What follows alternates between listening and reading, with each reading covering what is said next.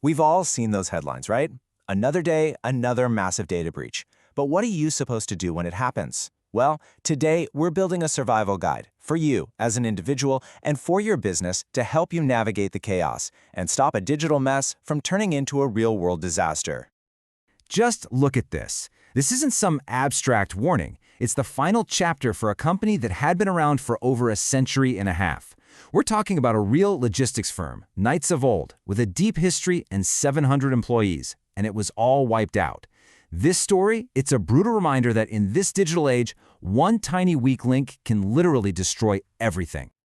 So, here's how we're going to break it all down. First, we'll look at the anatomy of that company's collapse. Then, we'll zoom out to see why this is a massive threat for every business. From there, it's all about action.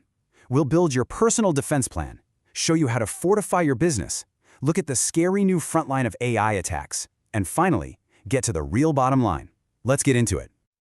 Okay, let's go back to that 158-year-old company, Knights of Old. This is just a perfect case study of how a cyber attack isn't just one bad moment. It's the end result of a whole chain of failures. So how on earth did one single password bring the whole thing crashing down? See, this wasn't just one mistake, it was a total domino effect. Yeah, it started with a simple guessed password, but the real damage, that happened over months, with attackers just quietly sitting inside their system mapping everything out. And because the backups were all right there on site and connected, they got wiped out just as easily as the main files. But here's the kicker. The company actually survived the initial hit. The final nail in the coffin was that all their financial records were gone, which made it impossible to get a buyout. The digital attack created a real-world financial death sentence. And you have to understand, this wasn't some isolated incident that only happens to massive corporations.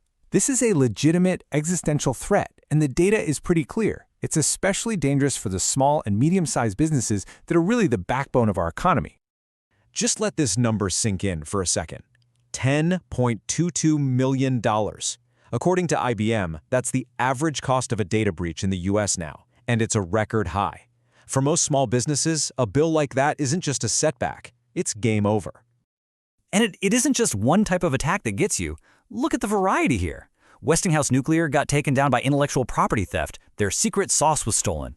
Colorado Timberline, they got hit with ransomware, locked out of their own systems. And My Biz homepage was destroyed from the inside by one of their own employees. The threat can come from anywhere, a state actor, a criminal gang, or even someone on your own payroll. So here's why this matters to every single one of us. The National Institute of Standards and Technology points out that small businesses create more than 60% of all net new jobs. So when these companies go under, it's not just some owner's dream that dies. It sends shockwaves through the whole economy. Okay, let's make this really personal. You're watching the news and you hear it. A store you shop at, a hospital you visited, some app on your phone, it's been hacked and your data's now out in the wild. That wave of panic hits. What can you do right now to protect yourself? Here are 4 things you need to do immediately. This is what the experts say. First, place a fraud alert. Then freeze your credit. It is totally free and it is one of the most powerful things you can do to stop identity thieves in their tracks. Next, get your free credit reports and go through them with a fine-tooth comb. Look for anything that seems off. And finally, if you aren't doing this already, it's time to get serious. A password manager and multi-factor authentication on every single account, that's just non-negotiable these days. All right, for all the business owners watching, we've talked about your personal plan. Now let's switch gears from reacting to a breach to preventing one in the first place. The goal here is to build a fortress, so you don't end up as the next cautionary tale. Let's see what that looks like. You know, this right here is the difference between being a victim and being a survivor. On the left, you've got these common, really dangerous mistakes. On the right, you have a resilient business. That means your backups are offline, totally disconnected, or air-gapped, so they can't be touched in an attack. It means multi-factor authentication is mandatory for everyone, no exceptions. You segment your network so a fire in one room doesn't burn down the whole house. And you listen to your IT team and bring in outside auditors to double-check everything.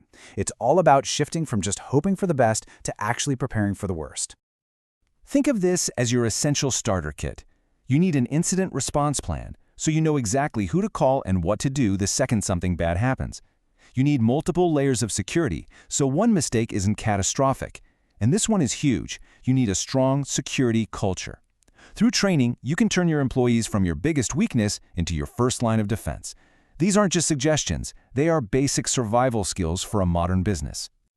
So the game is definitely changing. The bad guys aren't just trying to brute force their way through your firewall anymore.